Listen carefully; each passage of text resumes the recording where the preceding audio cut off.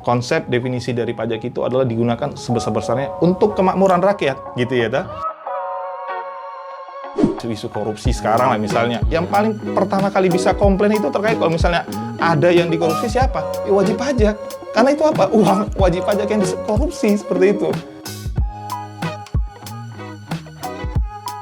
Bang Torang mau memperkenalkan kepada penonton itu, Bang Torang sebagai apa sekarang? Iya, jadi saya itu sebagai konsultan pajak, begitu ya, membantu para wajib pajak, para klien-klien untuk memberikan asistensi dalam melaksanakan hak dan kewajiban perpajakannya mereka, seperti itu. Oke, untuk pertanyaan enteng dan ringan dulu kayaknya. Boleh. Untuk knowledge dasar gitu. Siap. Untuk para viewers, menurut Bang Torang pengertian pajak itu gimana?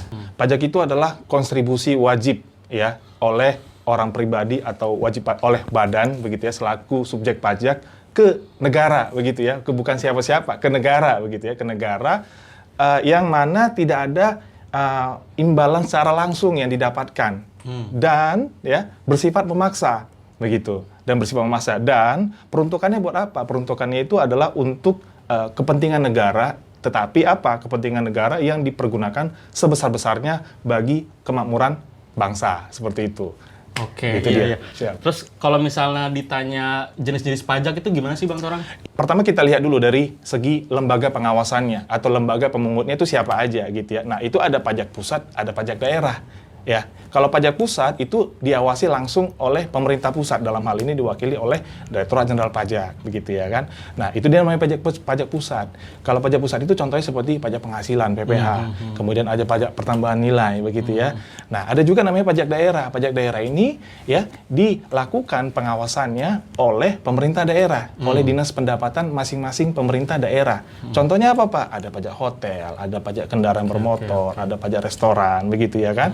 Nah, itu dari lembaga pengawasannya. Bisa juga dilihat dari penanggung pajaknya, begitu ya. Itu bisa dibagi dua juga. Ada pajak langsung, ada pajak tidak langsung, begitu ya. Kalau pajak langsung adalah pajak yang langsung dikenakan kepada orang pribadi atau badan yang bersangkutan. Contohnya apa, Pak? Pajak penghasilan, ya kan? Nah, itu langsung dia. Nah, ada juga pajak tidak langsung. Pajak tidak langsung bagaimana? Kebalikan dari pajak langsung. Pajak tidak langsung ini bisa kita geser ke pihak lain. Contohnya apa, Pak? PPN. Itu dialihkan kepada pembeli. Jadi pada dasarnya ya pembeli itu yang menanggung pajaknya. Walaupun memang penyetoran dilakukan oleh penjual, seperti itu. Nah, itu dari segi penanggung pajaknya. Ada juga ya pembagian pajak itu dari segi keadaan subjektifnya, ya, kemampuan membayarnya. Ya, bisa disebut dengan adanya pajak subjektif, ada pajak objektif. Pajak subjektif itu langsung dikenakan kepada subjektif yang bersangkutan sesuai dengan kemampuannya, gitu ya. Contohnya apa? Pajak penghasilan. Kemampuan dalam artian ya omsetnya, penghasilannya, begitu ya. Itu salah satu contohnya ada pajak penghasilan. Ada juga namanya pajak objektif. Pajak objektif ini dikenakan kepada objeknya, lebih bergeser kepada objek. Contohnya apa, Pak? Pajak pertambahan nilai, yaitu melekat kepada barang kena pajak atau jasa kena pajak yang diserahkan. Kira-kira begitu. Oke. Kira-kira. Ya, kalau misalnya bagi umur-umuran saya kan kayak agak kompleks ya, agak kompleks. Menurut Bang Torang kayak misalnya untuk umur-umuran aku gini, supaya melek pajak itu apa aja sih yang perlu diketahui? Iya, jadi untuk ya bagi kita para wajib pajak atau generasi Z lah begitu ya.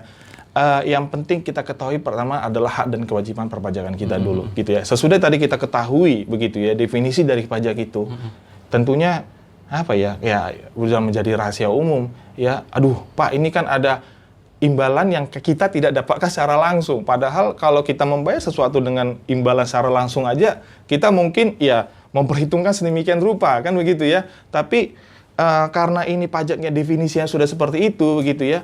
Ya, tentunya ada memang rambu-rambu yang harus kita ketahui dalam artian hak dan kewajiban itu apa aja sih. Sesudah kita memiliki NPWP, begitu ya.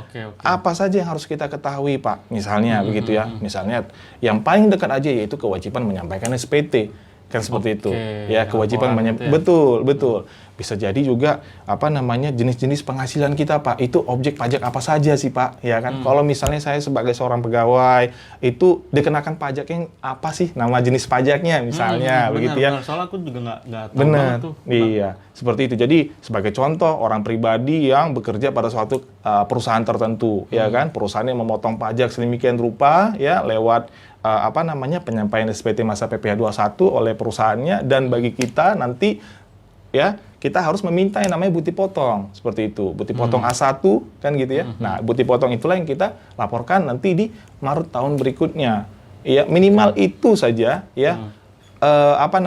Saya rasa sudah cukup membantu ya pada generasi muda seperti itu. Ya, di samping memang tentunya kegiatan untuk melakukan kegiatan usaha sendiri. Nah, kalau kegiatan usaha sendiri ada juga ketentuan yang mengatur di PP 23 tahun 2018-nya. Seperti itu, yaitu berupa pengenaan 0,5% dari omset. Seperti itu, yang disetor setiap bulan jika memang ada omsetnya.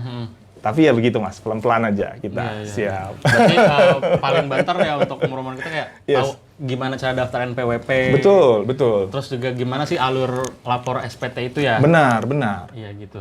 Gitu. Untuk misalnya kayak kita kan misalnya mau belanja gitu di supermarket atau apa, harus tahu ada PPN-nya. Kalau mau beli kopi gitu-gitu, ada PPN-nya juga. Betul.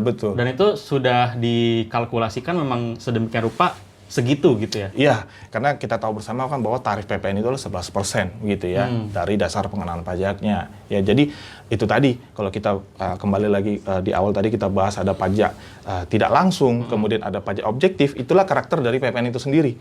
Seperti itu, gitu sih. Iya. Oke, Bang Torang, kalau misalnya kita tarik mundur sedikit ya. Boleh.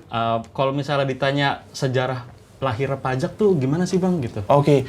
Iya, jadi kalau sejarah lahirnya pajak itu ya dari zaman penjajahan sebelum ada pun ya, zaman kerajaan Sriwijaya, Ken Arok, Ken Dedes apa segala macam gitu ya kan. Ada upeti yang harus kita bayarkan kas negara kan gitu ya.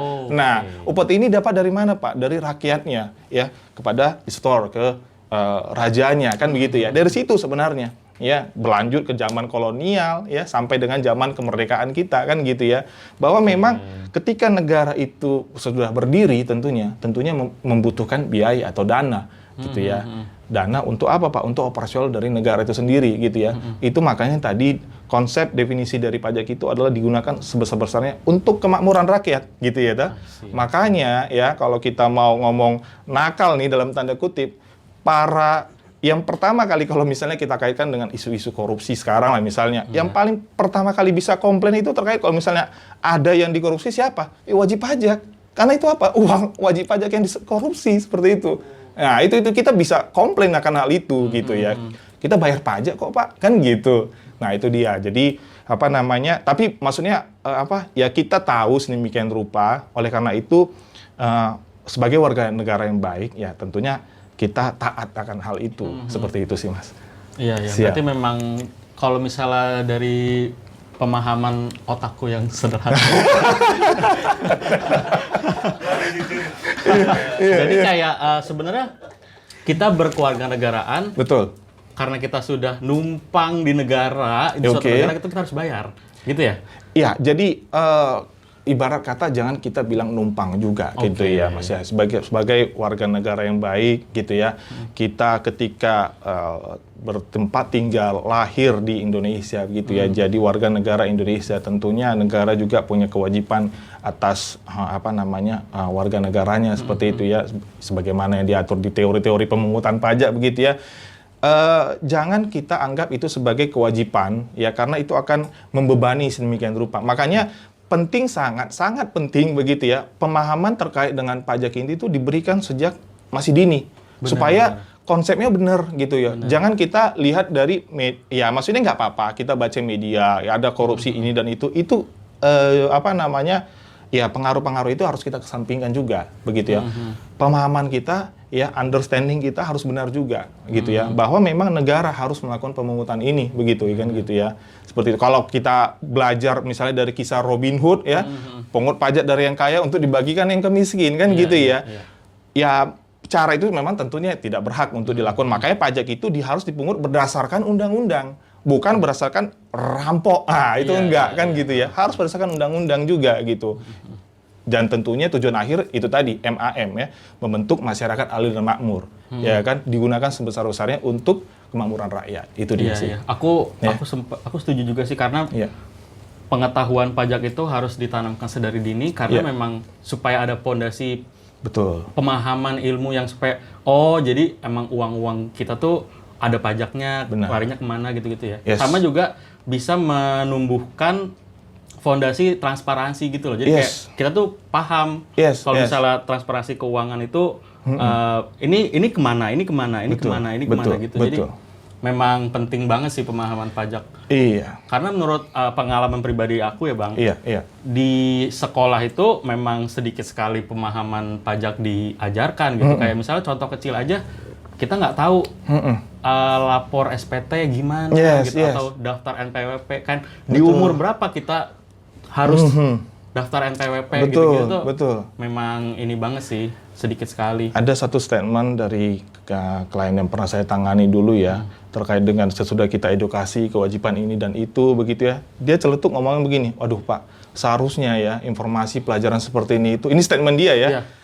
Itu diajari sejak kita masih SD Pak ya. Iya benar. Gitu ya, sejak masih SD. Ini lebih penting daripada kita hafal nama-nama menteri loh Pak, kayak gitu loh. Iya. Keluarnya begitu ya kan, statement dia itu. Wah saya kaget juga ya, saya tertampar juga. Oh iya benar juga.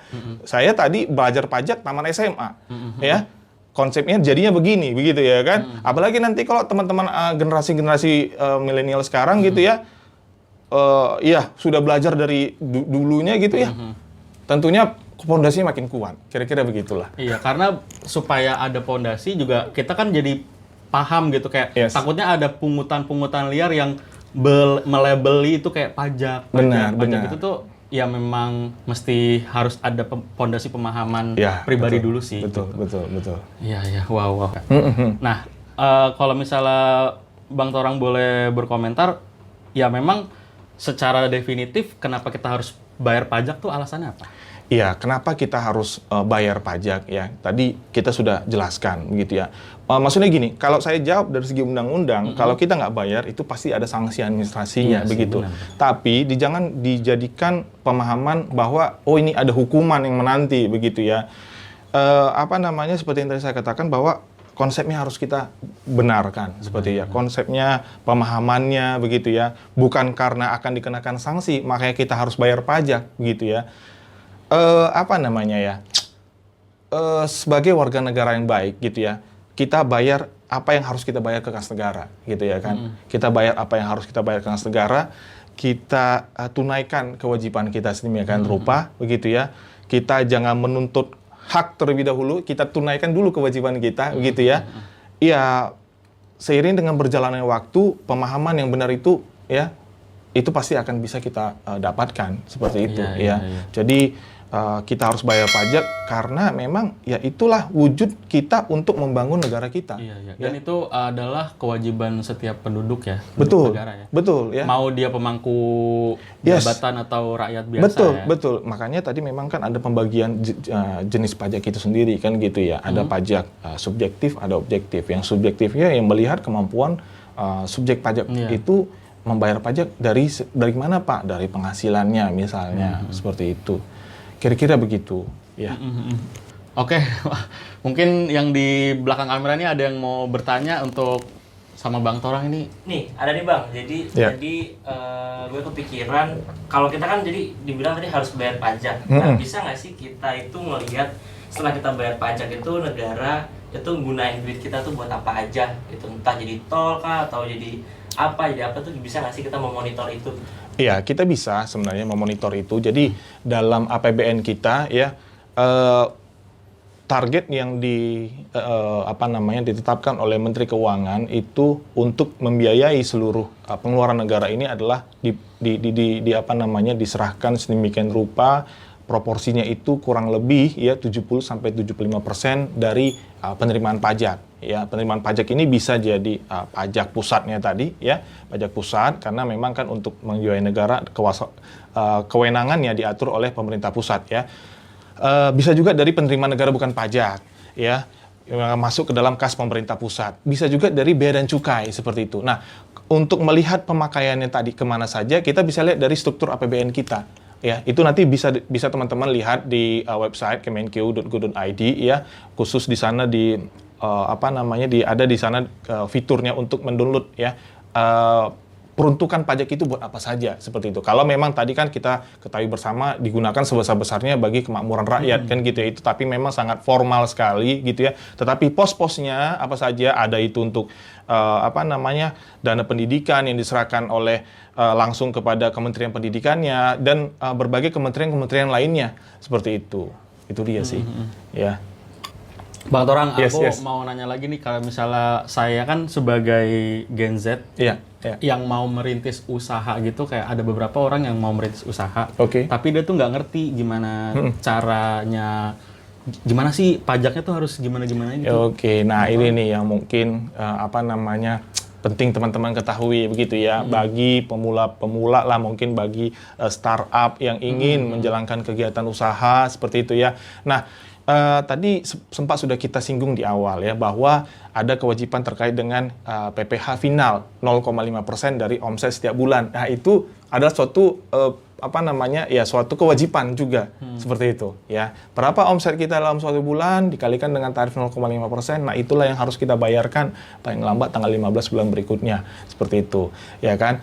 Nah, itu satu hal begitu ya. Belum lagi nanti kewajiban terkait dengan PPh pasal 21 kan gitu ya. PPh pasal 21 adalah kewajiban yang harus dilakukan oleh pemberi kerjanya untuk memotong PPh pasal 21 atas penghasilan yang diberikan kepada pegawai-pegawai dari perusahaan-perusahaan startup tersebut, begitu kira-kira. Belum lagi nanti kewajiban terkait dengan PPh 23 gitu ya. Apakah ada jasa dari supplier atau vendor yang merupakan objek pemotongan PPh pasal 23 yang kita sebagai pemberi kerja harus potong juga, seperti itu, 2% dari besarnya penghasilan yang akan kita bayarkan ke vendor tersebut, seperti itu. Kurang lebih seperti itu sebenarnya. Ternyata beberapa situasi yang harus dihadapi itu sebanyak itu ya gitu.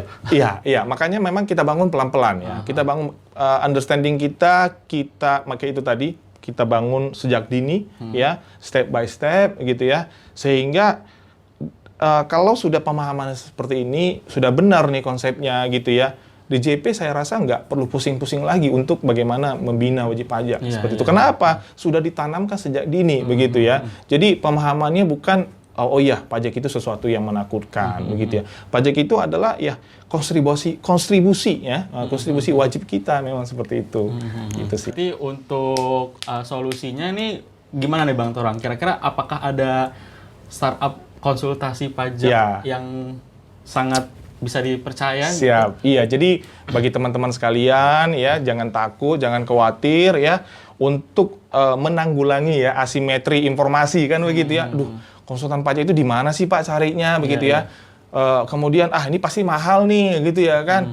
Kita nggak bisa cari secara langsung dapat jawabannya begitu ya. Kadang wajib pajak itu nggak perlu kita kasih konsultasi pun ya. Ketika kita dengar nih, itu udah menjawab 50% kegalauannya dia begitu ya. Jadi ada aplikasi Saya Pajak, teman-teman. Betul, Saya Pajak begitu ya. Teman-teman bisa chat di sana, tanya apa yang menjadi permasalahan begitu ya bagi para wajib pajak UMKM atau yang baru berdiri atau yang baru pengen lebih lanjut tahu tentang pajak begitu. Aduh Pak, saya punya situasi seperti ini, saya punya situasi seperti itu. Jangan ragu ya, install langsung aplikasi Sepajak, dapat di-download ya dari Google Play, dari Play Store. Ya, betul seperti itu. Ya. Oke, ini sudah masuk. Langsung di chat, saya jawab langsung bisa. Nah, ada pertanyaannya gimana cara bayar kredit pajak PPN ya. Jadi, ini saya tinggal ketik aja untuk menjawab pertanyaan dari para pengguna seperti itu. Jadi benar-benar bisa beroperasi gitu ya teman-teman sekalian. Jadi jangan ragu untuk chat langsung, tanyakan apa yang ingin ditanyakan. Jangan ragu untuk cari nama Torang Shakespeare Segian sebagai konsultan pajaknya. Jadi buat para penonton yang memang mau konsultasi pajak apapun itu bisa didiskusikan di aplikasi Sepajak gitu ya teman-teman. Gitu. Jadi konsultasinya 24 jam juga. 24 jam? Iya, terus juga kayak misal mau tahu info-info tentang pajak, di sana juga ada semua. Iya, jadi jangan ragu-ragu untuk langsung download aja aplikasi Sepajak di Play Store atau App Store di HP kalian. Atau juga bisa kunjungi websitenya di sepajak.com tuh. Jangan lupa ya guys. Bang Torang, terima kasih loh waktunya. Ya, sama-sama. Sudah sharing-sharing sama aku, host yang mempunyai otak yang sederhana. Terima kasih yang sudah nonton. Sampai jumpa di video berikutnya. Bang Torang, terima kasih. Ya, sama-sama. Bye. Bye.